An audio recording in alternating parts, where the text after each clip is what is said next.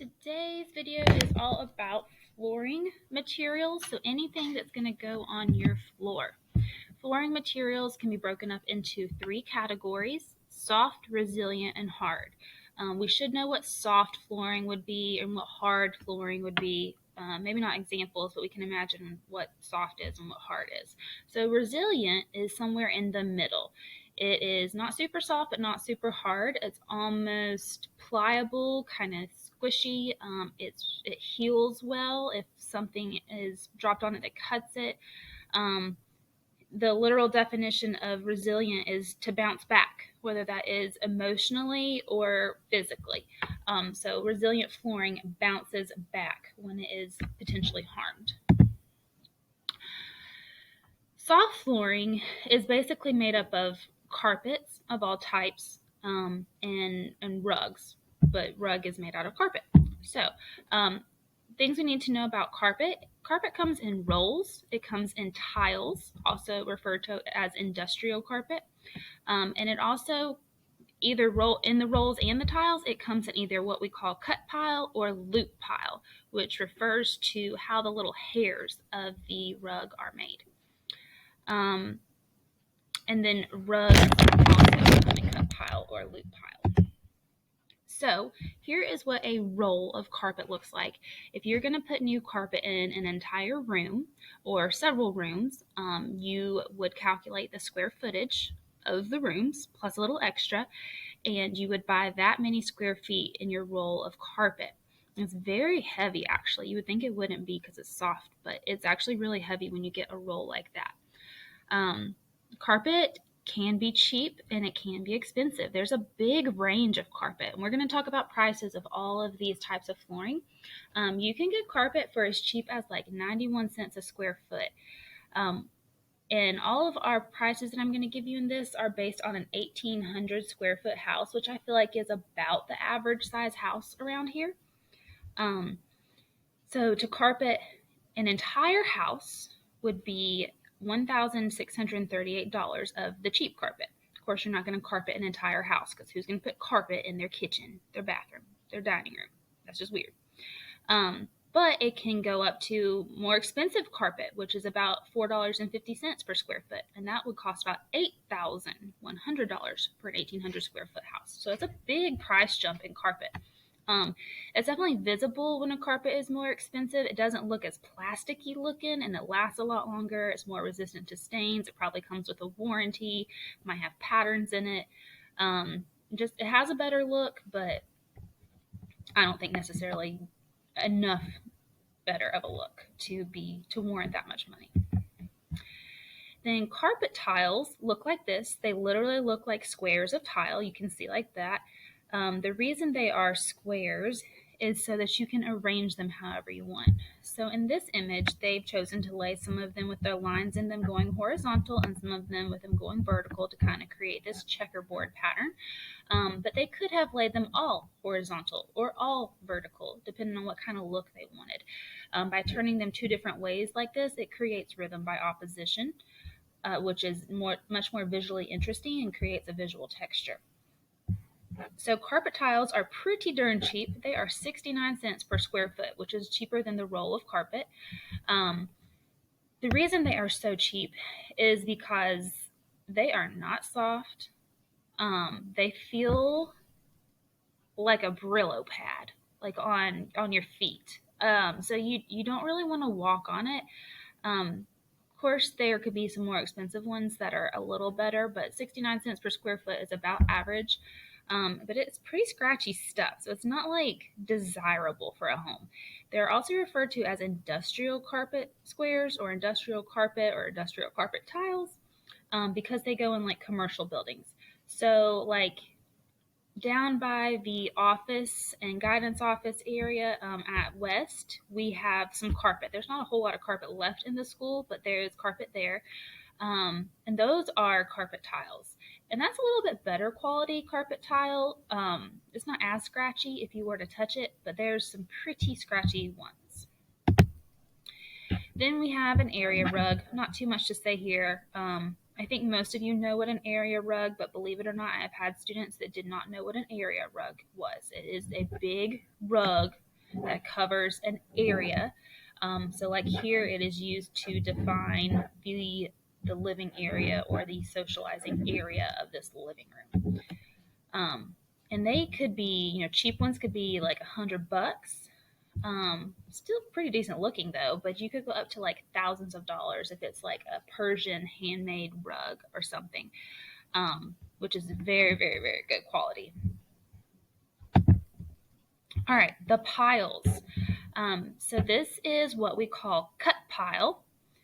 That box will go away. There we go. Cut pile means that if you see the tops of, so if I was like laying my head on the floor looking like face to face with the carpet, this is what I would see. If I was a bug crawling through that carpet, that would be my view. Um, and so it looks like all of these individual little pieces of carpet have been cut along the top, kind of like a guy's hair, or short hair. So that is what we call cut pile because it is cut, and pile refers to this view of the carpet from the side. Um, you will see, like if you were to look at rugs or carpets online to buy in the specifications, it would tell you how high the pile is. So a really, really thin pile is going to not be as durable and it's going to be cheaper and not as squishy on your feet. A really thick pile is going to be a lot more expensive, a lot squishier, and it's going to last a lot longer because there's more material there. Then there is loop pile, which same thing. If you were the bug down here, this would be your view. And instead of having individual little hairs sticking up, you can see that these are loops. It's like with the cut pile, it's like the loops were cut in half, and with the loop pile, they were not cut in half. So from up above your human view, you've got these little curved areas.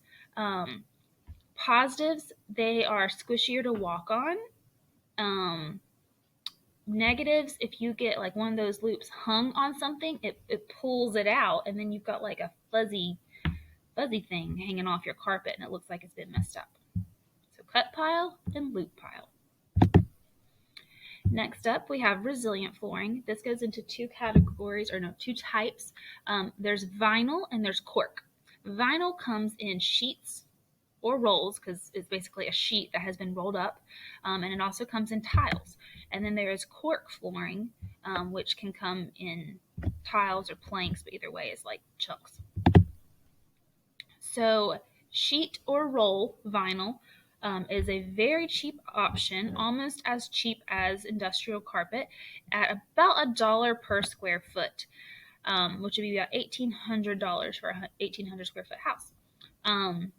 And these two pictures of sheet vinyl look pretty good. There are some better sheet vinyls out there nowadays, but when sheet vinyl first came out, it was pretty, kind of looked like you just stuck a piece of plastic on your floor and put some designs in it, and it wasn't very good. But these don't look too bad, and it's a pretty cheap option. It's not super desirable for resale on your house because people are like, oh, they use cheap finishes. Which, yeah, it's true, but if you don't have a lot of money and you need to be cheap, there you go, sheet vinyl. Vinyl tile looks like this. It's actually not too bad of an idea. Sometimes you can't even tell that it's vinyl unless you look close. And it is not much more expensive at $1.29 per square foot. So the underside of these is sometimes sticky, like a giant sticker or like a stamp. And you can literally stick them straight to the floor. Sometimes they're not sticky though, and you have to glue them to the floor. And you can just stick them and have them all butt up together, and that's one way to do it. Or you can do like in this picture where they're leaving a little gap in between each one and actually put tile grout in between each tile, and then it looks more like real tiles do and not like vinyl. It's more tricky to your eye. So vinyl tile, not too bad of an option. The tiny house we built here a couple years ago, we put vinyl tile in the bathroom because we needed a lightweight flooring material on that end of it, because that was the end that was hooked to like the truck to pull it. Next, cork. Cork is interesting. I feel like you either love it or you hate it, and it only goes in certain spaces. So you have to really like have an eye for design to know if it's going to go in that space or not. is $3 per square foot. It's not the cheapest, not the most expensive. It's like right smack dab in the middle, pretty much.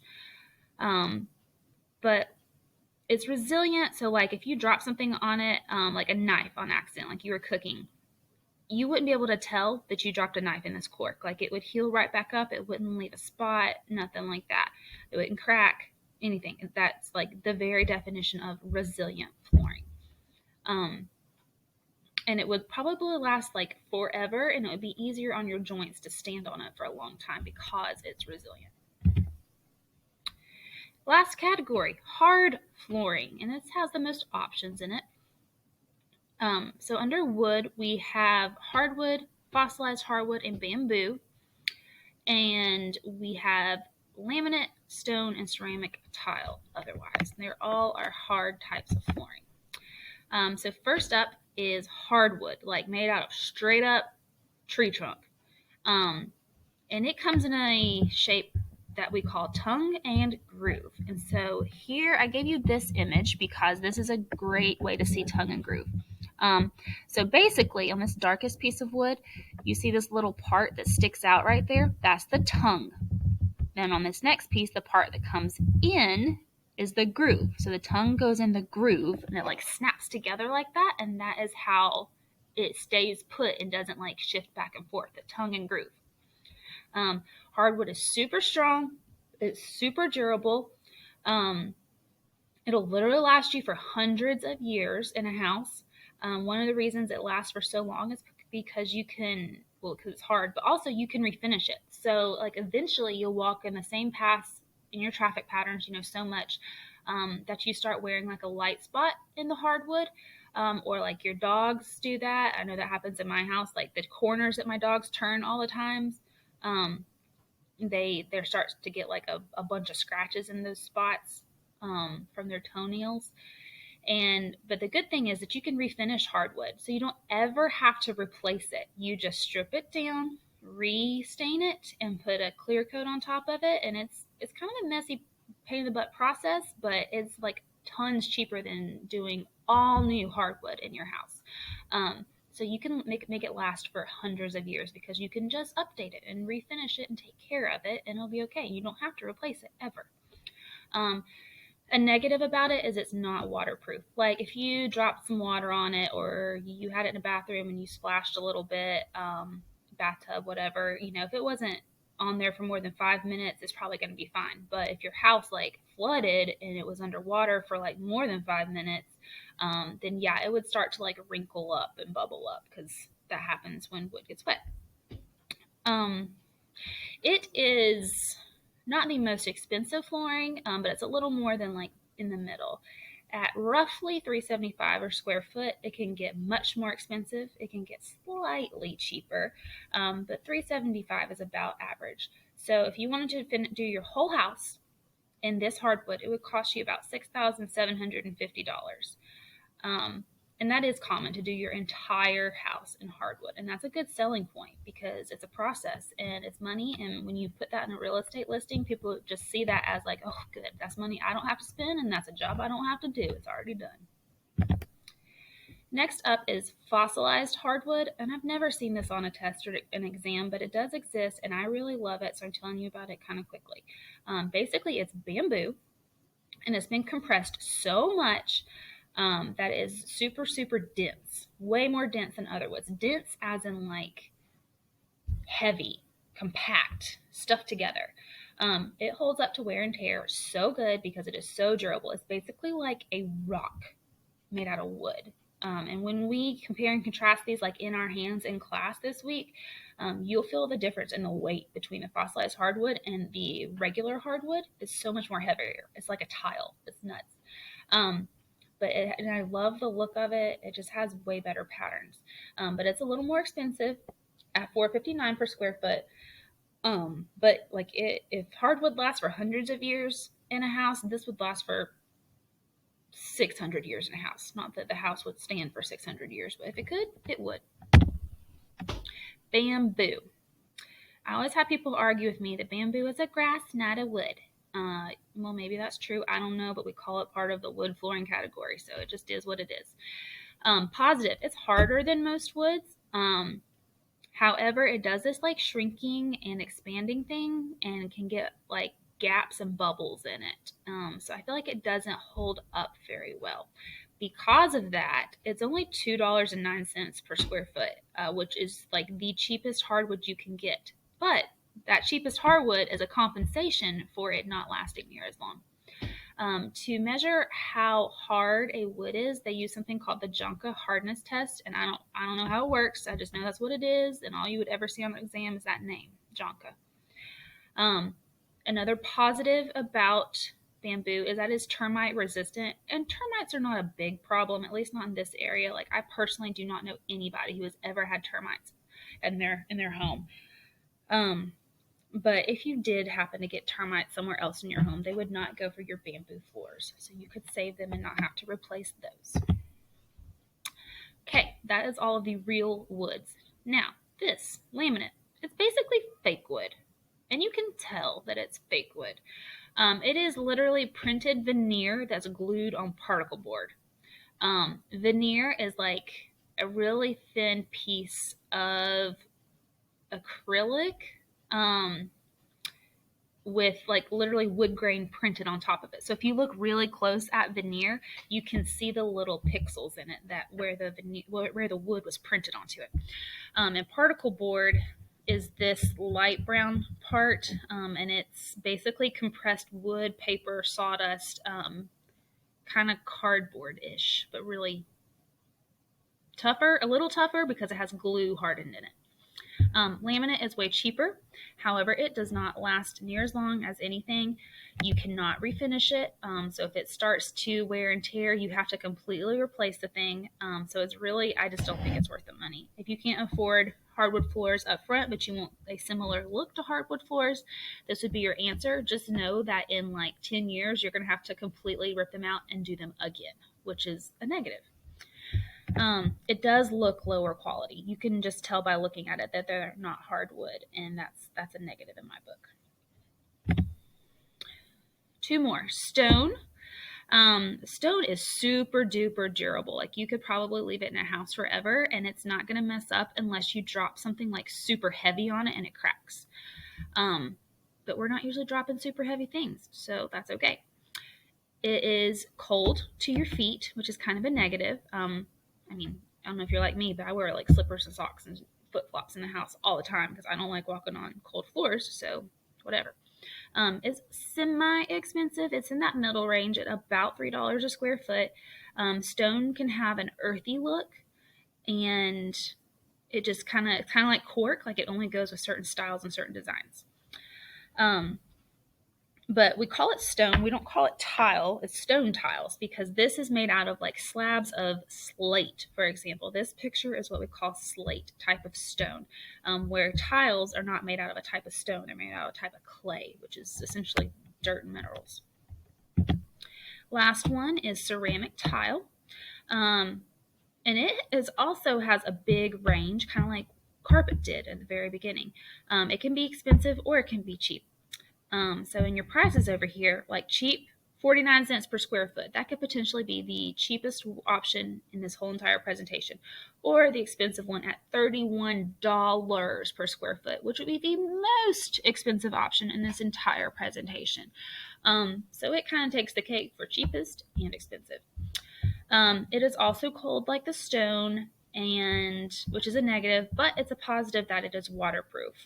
Your house could flood on ceramic tile and nothing would happen to it. You could soak all that water up and it'd be good to go. You wouldn't have to replace the floor.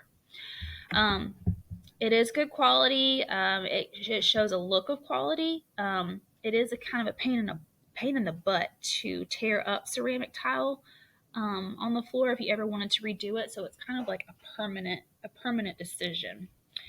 But it only goes in certain rooms. So while we have listed here that it would only cost $882 for your whole house, would you put this in your bedroom, in your living room? No, probably not. That'd be cold and uninviting. I just wouldn't go with the design. It'd be strange. Maybe if you lived in like Miami or Mexico, but definitely not like here. So it's only good for certain rooms. Just know that. All right, that is everything in this flooring presentation. That was a long one. I thank you for listening to it. I hope you wrote it all down. Um, Even though there was not a ton to write down, there was a lot of information. Thank you.